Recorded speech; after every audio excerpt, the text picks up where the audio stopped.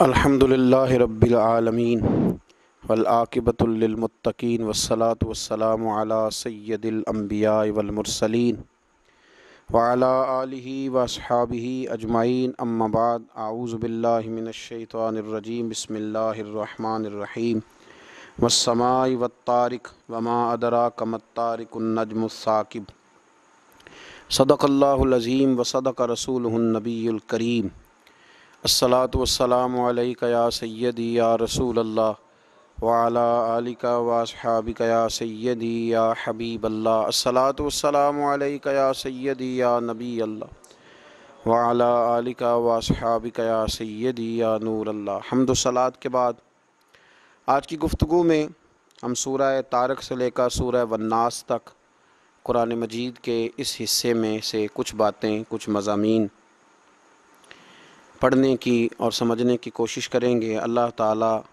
تفہیم قرآن پر حق پر قائم فرمائے۔ سورہ طارق میں انسان کو اس کے مادہ تخلیق اور کیفیت تخلیق کی جانب متوجہ فرمایا ہے، اور فرمایا جس دن چھپی باتیں ظاہر کر دی جائیں گی اس وقت اللہ کے سوا نہ کوئی مددگار ہوگا اور نہ کسی کے پاس طاقت ہوگی۔ اور اسی سورہ مبارکہ کے آخر میں جا کے ارشاد فرمایا کہ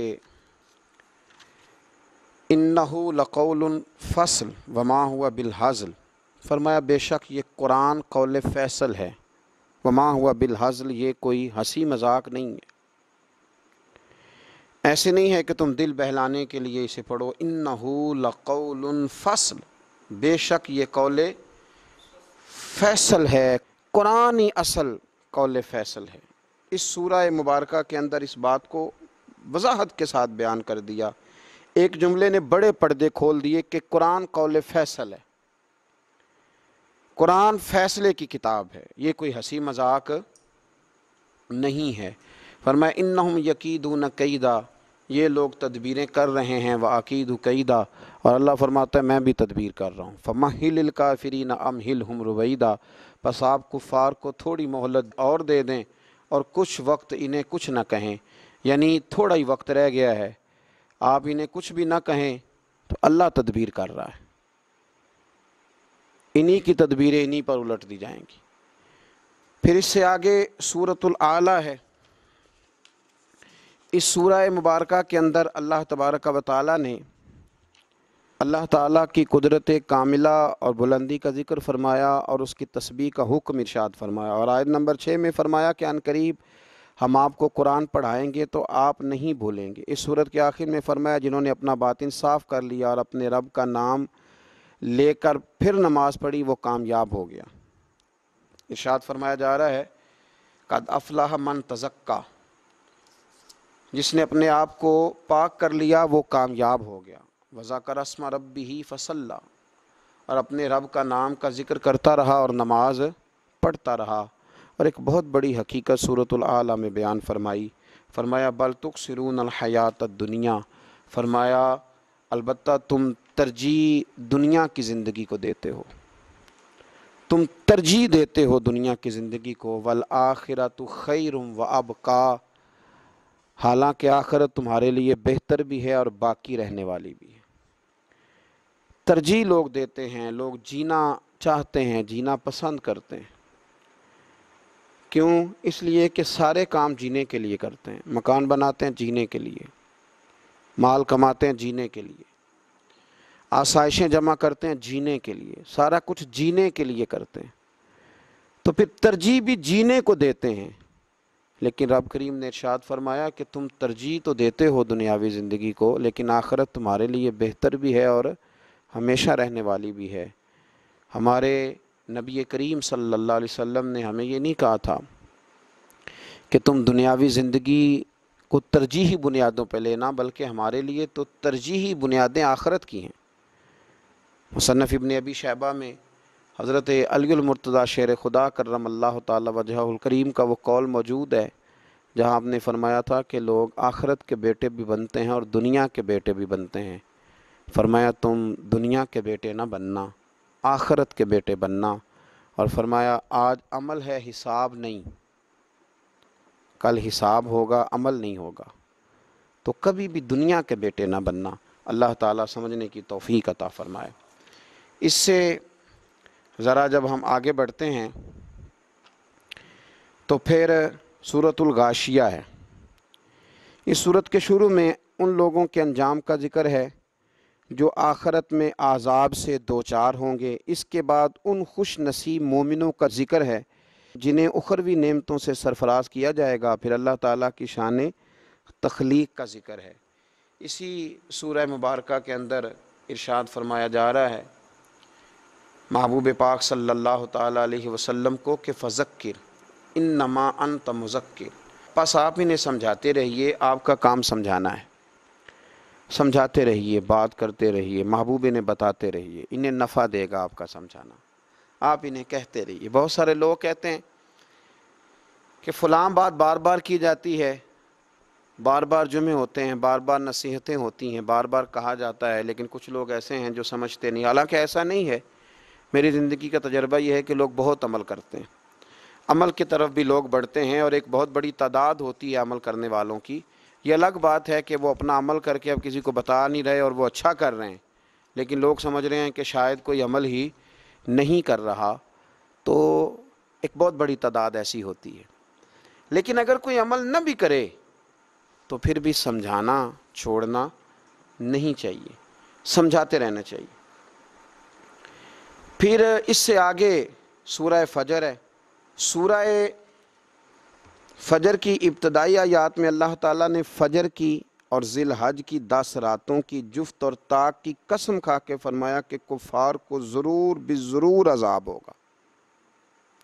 یعنی ایسا نہیں ہو سکتا کہ ساری زندگی یہ اللہ تبارک و تعالیٰ کی نافرمانی کریں اور پھر یہ عذاب سے بچ جائیں، انہیں ضرور بالضرور عذاب ہوگا۔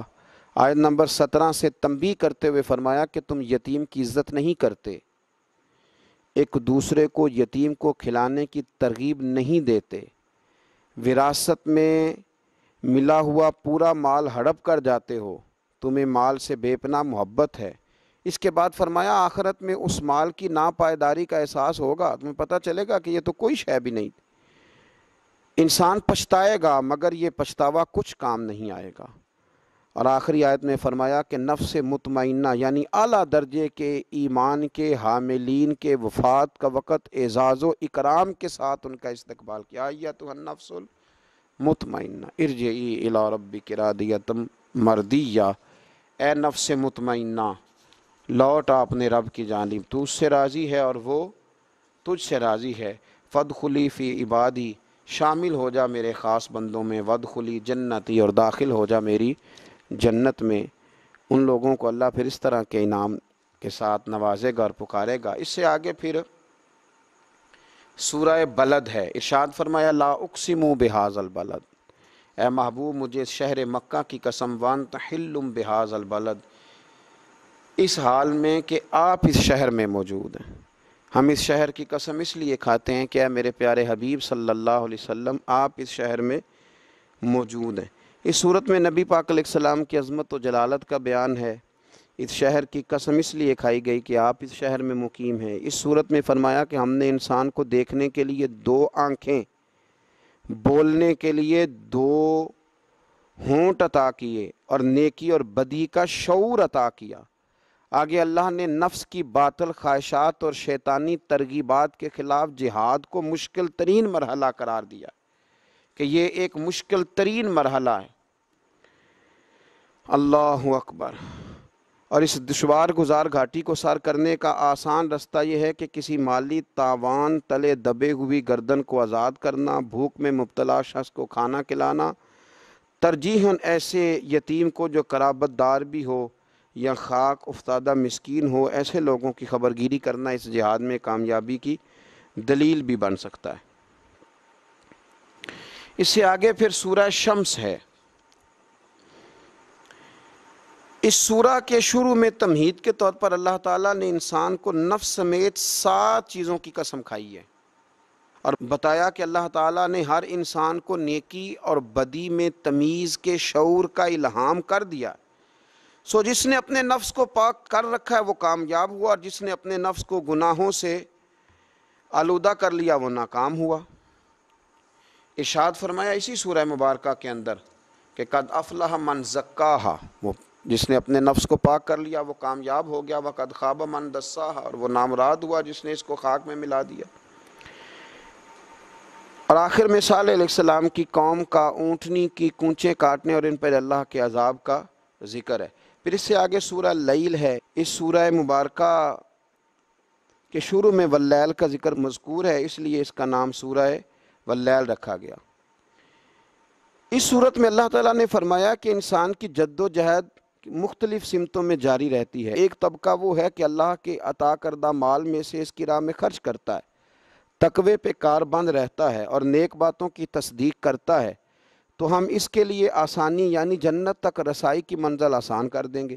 لیکن دوسرا طبقہ وہ ہے جو اللہ تعالیٰ کے دیے ہوئے مال میں سے بخل کی وجہ سے خرچ نہیں کرتا، اور وہ دولت کی فراوانی میں مست ہو کر اللہ سے بے پرواہ ہو جاتا ہے اور نیک باتوں کو جھٹلاتا ہے۔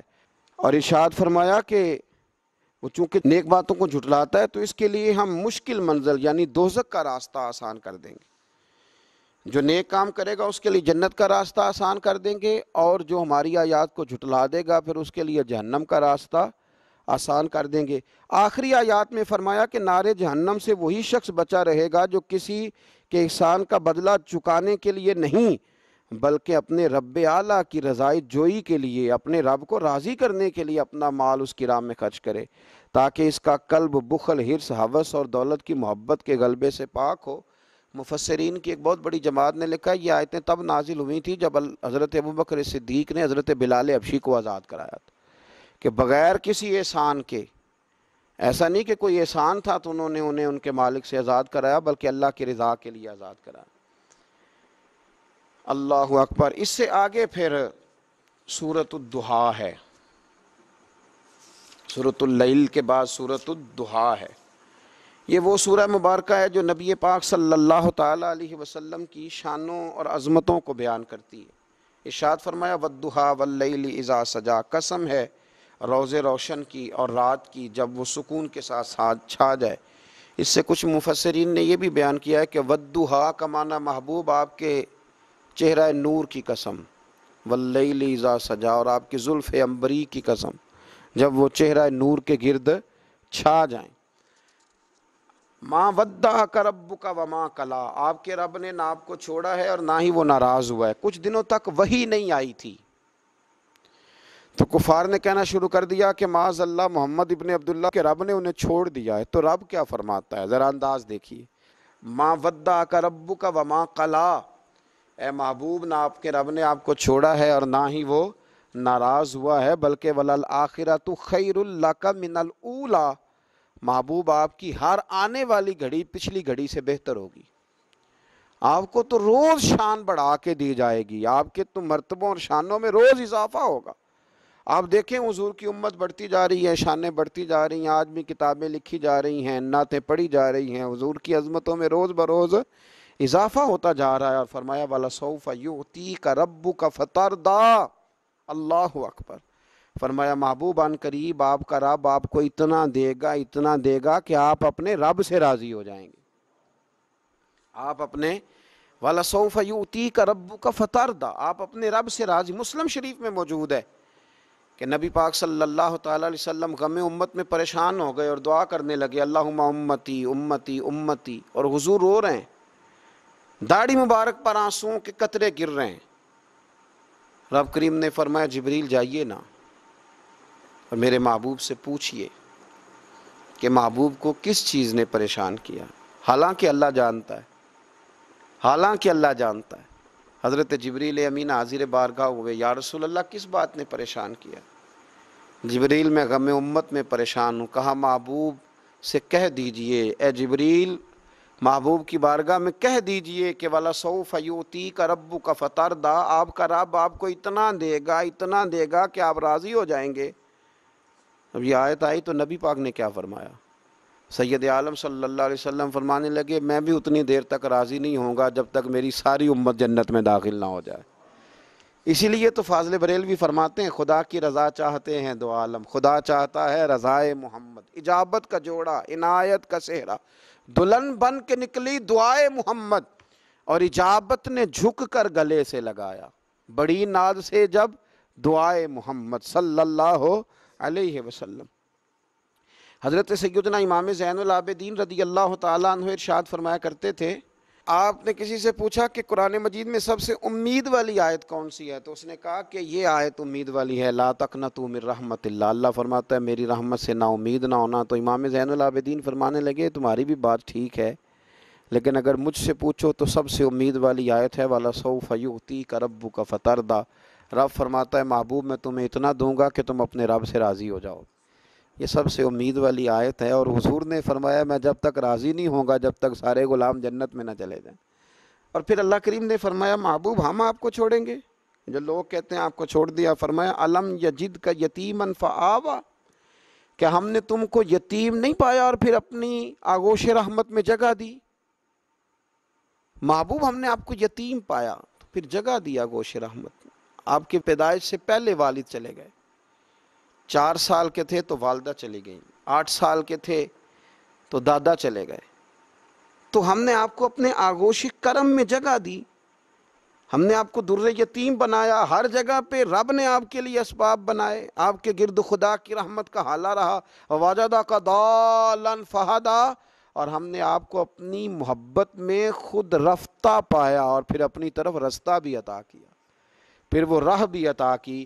فرمایا وَوَجَدَكَ عَائِلًا فَأَغْنَىٰ، اور ہم نے آپ کو حاجت مند پایا تو محبوب پھر ہم نے آپ کو غنی کر دیا ہے، پھر ہم نے آپ کو غنی کر دیا ہے، قناعت دے دی ہے، بے نیاز کر دیا ہے۔ فَأَمَّا الْيَتِيمَ فَلَا تَقْهَرْ، اے میرے پیارے محبوب کسی یتیم پر سختی نہ کیجیے، وَأَمَّا السَّائِلَ فَلَا تَنْهَرْ، اور کسی سائل کو نہ جھڑکیے، جو آتا جائے لے کے جاتا جائے۔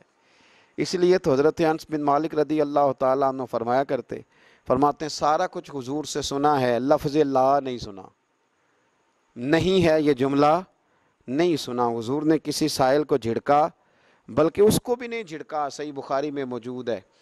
حضرت انس بن مالک فرماتے ہیں کہ نجرانی چادر حضور نے اوڑھ رکھی تھی، آپ نے کندھے مبارک پہ رکھی تھی، تو ایک شخص نے پکڑ کے کھینچی، اور میں دیکھ رہا تھا کہ حضور کی گردن مبارک پہ اس کا نشان رہ گیا ہے، اور جب حضور نے پلٹ کے دیکھا تو وہ کہنے لگا مجھے کچھ دیجئے، میں مانگنے والا ہوں، میں سائل ہوں۔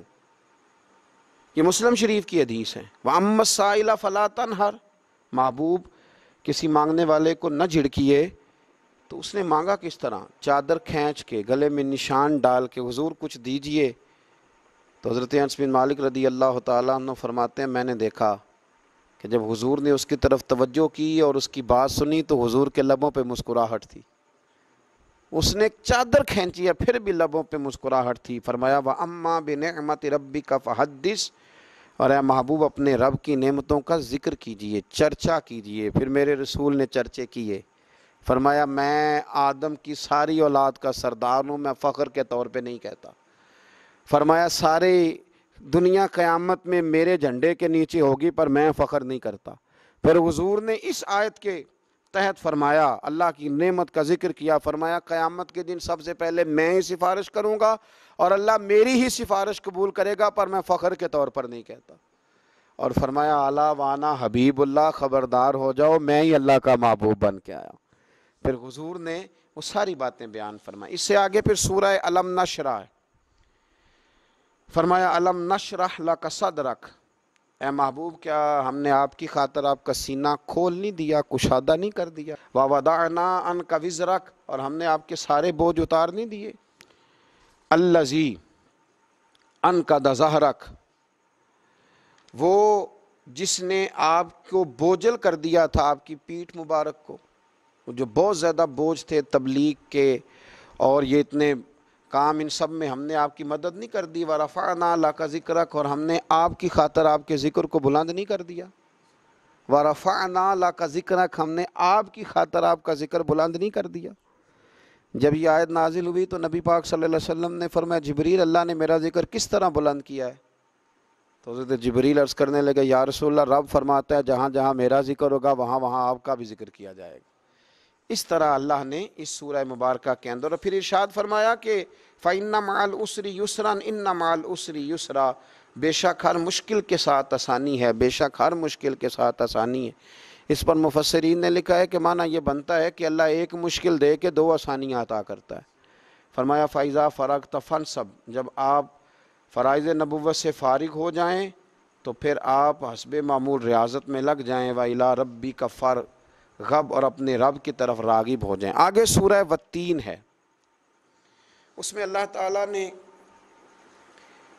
والتین والزیتون وطور سینین فرمایا قسم ہے انجیر کی اور زیتون کی، اور قسم ہے طور سینا کی، وہذا البلد الامین، اور اس امن والے شہر کی، لقد خلقنا الانسان فی احسن تقویم، بے شک ہم نے انسان کو بہترین اعتدال پر پیدا کیا ہے، بڑا ہی سونا بنایا ہے۔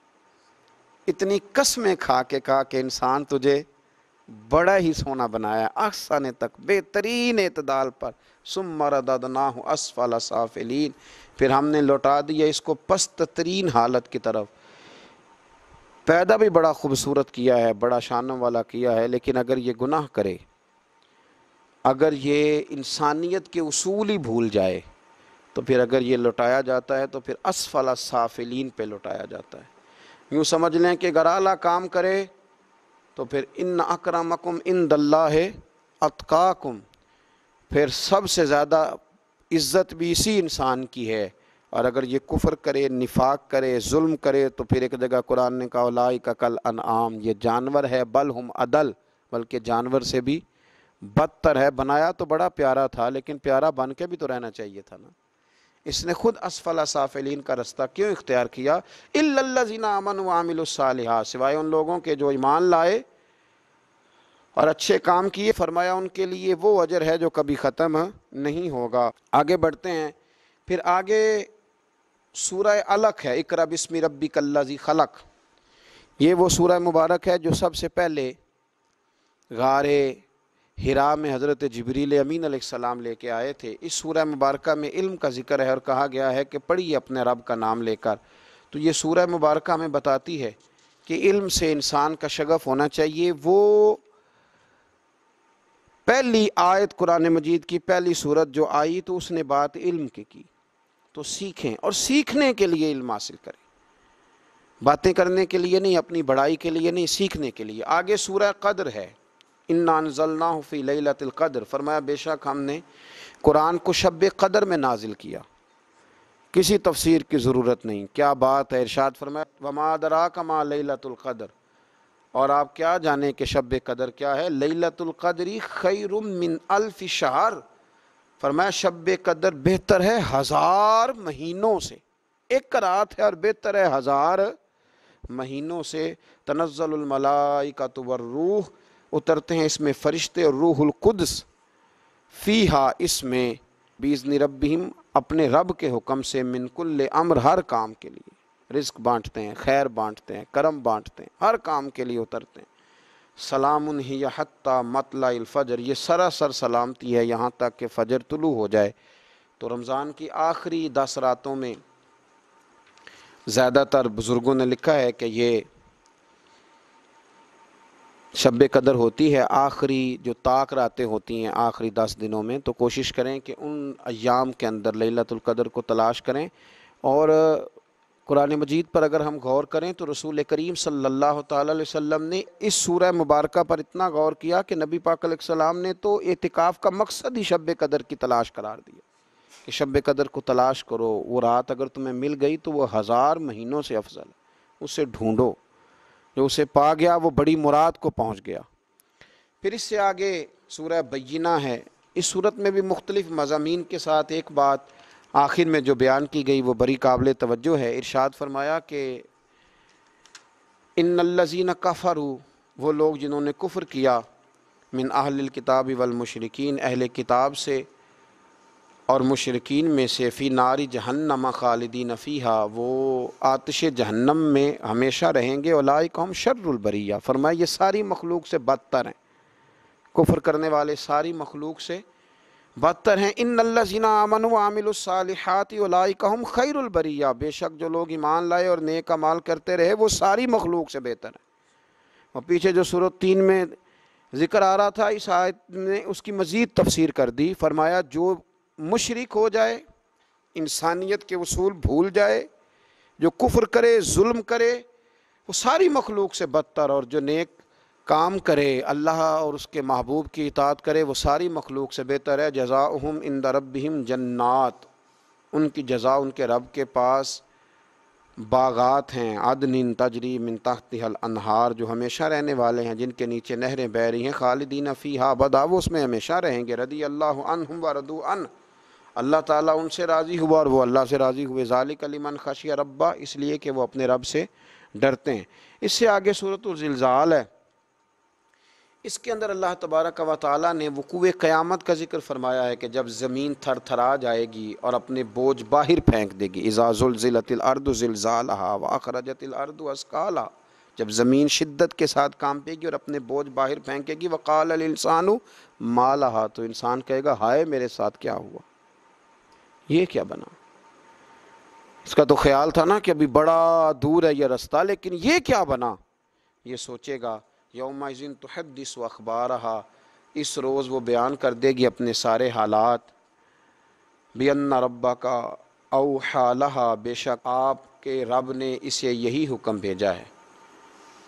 تو ارشاد فرمایا یومئذ یصدر الناس اشتاتا لیروا اعمالہم، اس روز پلٹ کے آئیں گے لوگ گروہ در گروہ تاکہ انہیں دکھائے جائیں ان کے اعمال۔ لوگ آئیں گے اور انہیں بتایا جائے گا یہ تمہارا نام اعمال پڑا ہے۔ فَمَن يَعْمَلْ مِثْقَالَ ذَرَّةٍ خَيْرًا يَرَهُ، جس نے ذرہ برابر نیکی کی ہوگی اسے بھی دیکھ لے گا، چھوٹی سی چھوٹی نیکی کا اجر ملے گا۔ وَمَن يَعْمَلْ مِثْقَالَ ذَرَّةٍ شَرًّا يَرَهُ، اور جس نے ذرہ برابر شر کیا ہوگا اسے بھی دیکھ لے گا۔ اس سے آگے سورۃ العادیات ہے، اس میں بھی اللہ تبارک و تعالیٰ نے کئی قسمیں اٹھا کے فرمایا ان الانسان لربہ لکنود، بے شک انسان اپنے رب کا بڑا ہی ناشکرا ہے، یہ بڑا ہی ناشکرا ہے۔ اور آخر میں ارشاد فرمایا کہ یہ بھی یاد رکھنا کہ افلا یعلم اذا بؤثر ما فی القبور، کیا وہ اس وقت کو نہیں جانتا جب نکال لیا جائے گا جو کچھ قبروں میں ہے، وحصل ما فی الصدور، اور ظاہر کر دیا جائے گا جو کچھ سینوں میں ہے۔ اس وقت کو تو یاد رکھ، قبروں سے بھی سارا کچھ باہر آ جائے گا اور جو تم نے سینوں میں چھپایا ہوا تھا وہ بھی سارا کچھ باہر آ جائے گا۔ آگے پھر سورۃ القاریہ ہے، اس کے اندر بھی اللہ تبارک و تعالیٰ نے قیامت کا ہی تذکرہ ارشاد فرمایا۔ فَأَمَّا مَنْ ثَقُلَتْ مَوَازِينُهُ، پھر جس کی نیکیوں کے پلڑے بھاری ہوں گے، فَهُوَ فِي عِيشَةٍ رَاضِيَةٍ، تو وہ دل پسند مسرت میں ہوں گے، عیش میں ہوں گے۔ وَأَمَّا مَنْ خَفَّتْ مَوَازِينُهُ، تو جن کے نیکیوں کے پلڑے ہلکے ہوں گے، فَأُمُّهُ هَاوِيَةٌ، ان کا ٹھکانہ ہاویہ ہے۔ وَمَا أَدْرَاكَ مَا هِيَ، تمہیں کیا پتا وہ ہاویہ کیا ہے، نار حامیہ، وہ دہکتی ہوئی آگ ہے۔ پھر آگے سورہ تکاثر ہے، اس میں اللہ تعالیٰ نے انسان کی غفلت کا ذکر فرمایا ہے۔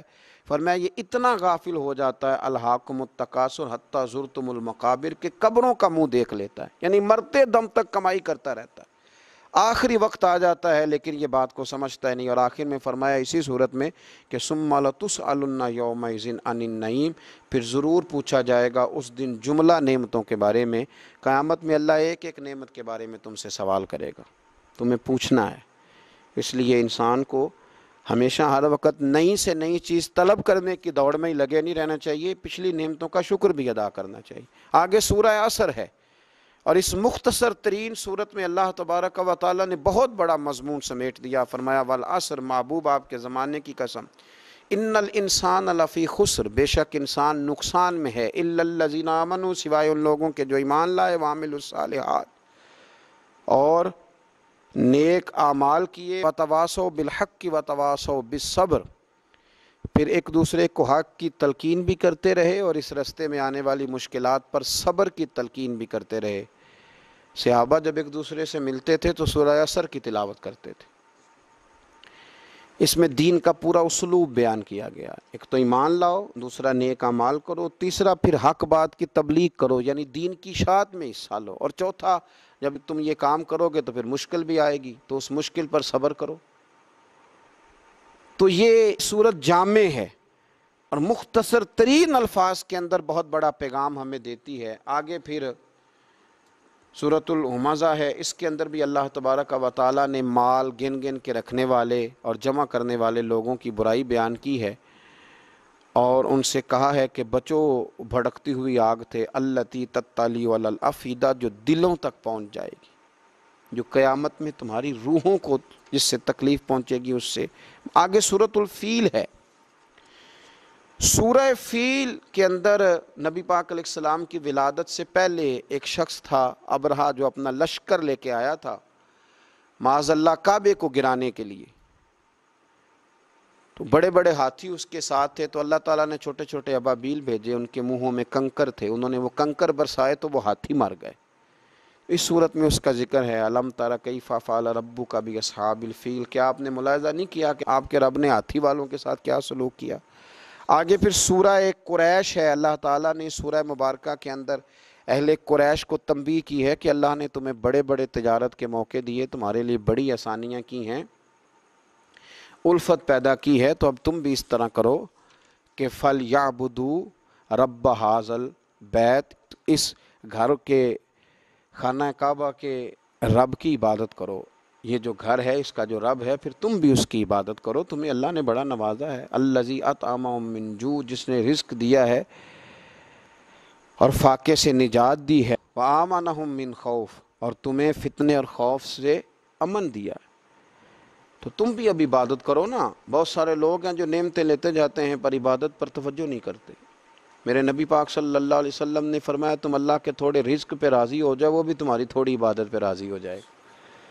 تو فرمایا کہ فَلْيَعْبُدُوا رَبَّ هَٰذَا الْبَيْتِ الَّذِي أَطْعَمَهُم مِّن جُوعٍ وَآمَنَهُم مِّن خَوْفٍ، تم بھی پھر کعبے کے رب کی عبادت پر توجہ دو۔ پھر آگے سورۃ الماعون ہے، اس میں اللہ تعالیٰ نے ہمیں اخلاقیات کا درس دیا ہے۔ فرمایا ارأیت الذی یکذب بالدین، کیا آپ نے دیکھا جو جھٹلاتا ہے روز جزا کو، فذلک الذی یدعو الیتیم، پس یہی وہ بدبخت ہے جو دھکے دے کر نکالتا ہے یتیم کو، ولا یحض علی طعام المسکین، اور ترغیب دوسروں کو نہیں دیتا غریب کو کھانا کھلانے کی، فویل للمصلین، اور فرمایا ان نمازیوں کے لیے بربادی ہے، الذی ہم عن صلاتہم ساہون، جو اپنی نمازوں کی ادائیگی سے ہی غافل ہیں، جو بھول گئے اپنی نمازوں کو، الذین ہم یراؤون، جو ریاکاری کرتے ہیں، ویمنعون الماعون، اور برتنے کی چیز بھی کسی کو نہیں دیتے، کسی کو برتن تک دینے کو تیار نہیں ہے، برتنے کی ذرا سی چیز بھی دینے کو تیار نہیں۔ پھر آگے سورہ کوثر ہے، پھر میرے رسول پاک کی شانوں کا ذکر فرمایا، پھر حضور کی عظمتوں کا بیان۔ نبی پاک علیہ السلام کے جب صاحبزادے کا وصال ہو گیا تو کچھ لوگوں نے کہا کہ کوئی نہیں، معاذ اللہ یہ تھوڑی دیر کی بات ہے، ان کا تو بیٹا ہی کوئی نہیں، تو نام آگے کیسے چلے گا، یہ تو معاذ اللہ ابتر ہیں، نسل ختم ہو گئی۔ تو اللہ کریم نے فرمایا محبوب انا اعطیناک الکوثر، بے شک ہم نے آپ کو خیر کثیر عطا فرمائی۔ خیر کثیر کے بڑے معنی ہیں، محبوب ہم نے بڑی شانیں دی، بڑی عظمتیں دی، بڑا نوازا، فصلی لربک وانحر، بس آپ اپنے رب کے لیے نماز پڑھیں اور قربانی کریں، انا شانئک ھو الابتر، بے شک آپ کا دشمن ہی جڑ کٹا ہے، آپ کا دشمن ہی بے نام و نشان ہوگا۔ آپ کا دشمن کہاں گئی؟ ابو جہل کی اولاد۔ کون کہتا ہے کہ میں عتبہ اتیبہ شیبہ کی اولاد ہوں؟ کون کہتا ہے کہ میں یزید کا بیٹا ہوں؟ دشمن ہی جڑ کٹا ہے۔ آگے سورۃ الکافرون ہے۔ کافروں نے معاذ اللہ کچھ اس طرح کی باتیں بھی شروع کر دی تھیں کہ کچھ دن آپ ہمارے رب کی عبادت کریں، ہمارے بتوں کی معاذ اللہ، تو کچھ دن ہم آپ کے رب کی عبادت کریں گے۔ تو فرمایا نہیں، نہ تم اس کی عبادت کرو جس کی میں کرتا ہوں، اور نہ میں اس کی کر سکتا ہوں جس کی تم کرتے ہو۔ فرمایا تم کرو گے نہیں جو تمہیں میں دعوت دے رہا ہوں، اور میں کر نہیں سکتا اس لیے کہ وہ باطل معبود ہیں۔ تو آخر میں فرمایا لکم دینکم ولی دین، تمہارے لیے تمہارا دین ہے اور میرے لیے میرا دین ہے، تم اس دعوت پہ تو آ جاؤ، لیکن وہ کام نہیں ہو سکتا۔ تو یہ سورہ کافرون۔ آگے سورہ نصر ہے۔ اس سورہ مبارکہ کے بارے میں اکثر مفسرین نے کہا کہ فتح مکہ کے موقع پہ آئی، کہا اذا جاء نصر اللہ والفتح، جب اللہ کی مدد اور فتح آ پہنچی، ورأیت الناس یدخلون فی دین اللہ افواجا، تو آپ دیکھ لیں گے لوگوں کو کہ وہ دین میں فوج در فوج داخل ہو۔ اور جب اللہ اتنی فتح دے تو پھر اللہ نے کیا سکھایا؟ فرمایا فسبح بحمد ربک واستغفر، پس اب اپنے رب کی حمد کرتے ہوئے اس کی پاکی بیان کریں اور اس سے بخشش کا سوال کریں، انہ کان توابا، بے شک وہ بڑا ہی توبہ قبول کرنے والا ہے۔ آگے سورۃ لہب ہے۔ اس سورت کے اندر جب ابو لہب نے نبی پاک صلی اللہ تعالیٰ علیہ وسلم کی بے ادبی کی اور معاذ اللہ یہ کہا کہ آپ کے ہاتھ ٹوٹ جائیں، تو اللہ تعالیٰ نے اس کی اور اس کی بیوی کی مذمت کو بیان کیا، کہا تبت یدا ابی لہب و تب، ٹوٹ جائیں ابو لہب کے دونوں ہاتھ اور وہ تباہ و برباد ہو گیا۔ اس سورہ لہب کے اندر اس کا ذکر ہے۔ پھر اللہ کریم نے فضل کیا تو سورہ اخلاص آ گئی۔ کیا بات ہے! کافر پوچھنے لگے تمہارا رب کس طرح کا ہے، معاذ اللہ کیا کیفیت ہے، کس چیز کا بنا ہے، کیا خوبصورت ہے، اور اللہ کی کیا شانوں کا ذکر ہے۔ فرمایا قل هو اللہ احد، اے محبوب آپ فرما دیجئے کہ اللہ ایک ہے، اللہ الصمد، اللہ بے نیاز ہے، لم یلد ولم یولد، نہ اس نے کسی کو جنا اور نہ وہ جنا گیا۔ فرمایا وَلَمْ يَكُنْ لَهُ كُفُوًا أَحَدٌ، اور اس کا کوئی ہمسر نہیں۔ میں ترجمہ کروں تو یوں کروں گا کہ اس جیسا ہے ہی کوئی نہیں، اس جیسا اس کا کوئی ہمسر نہیں، کوئی ہم پایا نہیں۔ ایک صحابی کے مقتدیوں نے، وہ امام بھی تھے، تو ان کے مقتدیوں نے شکایت کی کہ ہر رکعت میں سورۃ اخلاص کی تلاوت کرتے ہیں۔ نبی پاک صلی اللہ علیہ وسلم نے ان سے پوچھا کہ کیوں تم ہر رکعت میں یہی پڑھتے ہو؟ کہنے لگے یا رسول اللہ مجھے اس سے محبت ہی بڑی ہے۔ فرمایا سورۃ اخلاص سے پیار کرتے ہو؟ حضور بڑا؟ فرمایا پھر یہ تمہیں جنت میں لے جائے گی ساتھ۔ اور فرمایا جو اس سورہ مبارکہ کو 3 دفعہ پڑھے گا اللہ پورا قرآن پاک پڑھنے کا ثواب عطا فرمائے۔ قل هو اللہ احد، اے محبوب کہہ دو کہ اللہ ایک ہے، اللہ الصمد، اللہ بے نیاز ہے، لم یلد ولم یولد، نہ اس نے کسی کو جنا اور نہ وہ جنا گیا، وَلَمْ يَكُنْ لَهُ كُفُوًا أَحَدٌ، اور اس کا کوئی ہمسر نہیں۔ آگے سورہ فلق اور ناس ہیں۔ اکثر مفسرین نے لکھا یہ دونوں صورتیں اکٹھی نازل ہوئیں۔ ہر جادو سے، ہر شر سے، ہر چیز سے بچنے کے لیے ان دونوں صورتوں کا ہمیشہ وظیفہ کرنا چاہیے۔ سیدہ عائشہ صدیقہ رضی اللہ تعالیٰ عنہ فرماتی ہیں نبی پاک صلی اللہ علیہ وسلم سورۃ اخلاص، سورہ فلق اور سورہ ناس یہ رات کو پڑھ کے اپنے ہاتھوں پہ پھونک لیتے تھے، اور پھر جہاں جہاں تک دست مبارک پہنچتے تھے وہاں وہاں تک حضور پھیرتے تھے جسم میں۔ حضور کے تو دست مبارک ہر جگہ پہنچتے تھے، لیکن ہمارے لیے بتایا کہ جہاں جہاں پہنچ سکتے ہیں وہاں وہاں حضور پھیرتے تھے۔ اور بچوں پر بھی پڑھ کے دم کرنے کے لیے روایات موجود ہیں، سورہ فلق اور سورہ ناس۔ تو بڑی خوبصورت صورتیں ہیں، ان کو یاد کرنا چاہیے، ہر وقت ان کی تلاوت کرتے رہنا چاہیے۔ اللہ تعالیٰ سمجھنے کی توفیق عطا فرمائے۔ اللہ کریم نے سورہ فلق کے اندر ارشاد فرمایا قل اعوذ برب الفلق، آپ عرض کیجئے کہ میں پناہ لیتا ہوں صبح کے پروردگار کی، من شر ما خلق، ہر اس چیز کے شر سے جسے اس نے پیدا کیا ہے۔ اللہ کی پیدا کی ہوئی چیزوں کے شر سے میں اللہ کی پناہ لیتا ہوں۔ ومن شر غاسق اذا وقب، اور رات کی تاریکی کے شر سے جب وہ چھا جائے۔ زیادہ شر رات کو پھیلتا ہے، زیادہ گناہ رات کو ہوتے ہیں۔ رات کی تاریکی کے شر سے جب وہ پھیل جائے۔ ومن شر النفاثات فی العقد، اور ان کے شر سے جو پھونکے مارتی ہیں گرہوں پر۔ جب جادو کرتے تھے نا دور جاہلیت میں لوگ، تو وہ گرہ لگا کے اس میں پھونکتے تھے، فرمایا ان کے شر سے بھی پناہ مانگتے ہیں۔ ومن شر حاسد اذا حسد، اور حسد کرنے والوں کے شر سے جب وہ حسد کرے۔ جو لوگ یہ پڑھتے ہیں تو جو بھی جادو ٹونا کریں گے وہ سب انشاءاللہ تعالی دور ہو جائے گا۔ پھر آگے ارشاد فرمایا قل اعوذ برب الناس، اے حبیب عرض کیجئے میں پناہ لیتا ہوں سب انسانوں کے پروردگار کی، مالک الناس، سب انسانوں کے بادشاہ کی، الہ الناس، سب انسانوں کے معبود کی، من شر الوسواس الخناس، بار بار وسوسہ ڈالنے والے، بار بار پسپا ہونے والے کے شر سے، جو بار بار پیچھے پسپا کیا جاتا ہے، شیطان بھگایا جاتا ہے، پھر پسپا ہو کے پھر آتا ہے، پھر حملہ کرتا ہے۔ الذی یوسوس فی صدور الناس، وہ جو وسوسے ڈالتا رہتا ہے لوگوں کے دلوں میں، من الجنۃ والناس، خواہ وہ جنات میں سے ہو یا انسانوں میں سے ہو۔ صدق اللہ العظیم، صدق اللہ العظیم، صدق اللہ العظیم۔ بے شک رب کریم نے جو کہا وہ سچ فرمایا، حق فرمایا۔ بے شک قرآن راہ ہدایت ہے، بے شک قرآن ہی سے قیامت تک ہدایت ملے گی، بے شک قرآن ہی ہدایت کا واجب سرچشمہ ہے، بے شک قرآن ہی کے ذریعے اللہ قوموں کو عروج دے گا، بے شک قرآن کو چھوڑ کر ہی لوگ زوال پذیر ہوں گے، بے شک قرآن ہی قول فیصل ہے، بے شک قرآن ہی سچی کتاب ہے، بے شک قرآن ہی ہدایت کا اصل سرچشمہ ہے۔ اللہ ہمیں قرآن کے سمجھنے میں خطاؤں سے محفوظ کرے، قرآن مجید کو پڑھنے میں سننے میں جہاں ہم نے غلطیاں کی اللہ ہم سے درگزر فرمائے، اللہ تعالیٰ اسے ہم سے قبول فرمائے، اللہ کریم اس کے ذریعے امت مسلمہ کو عروج عطا فرمائے، اللہ ہمیں ہماری آنے والی نسلوں کو قیامت تک پوری دنیا کے مسلمانوں کو قرآن سے وابستہ رکھے۔ آخر دعوانا ان الحمد للہ رب العالمین۔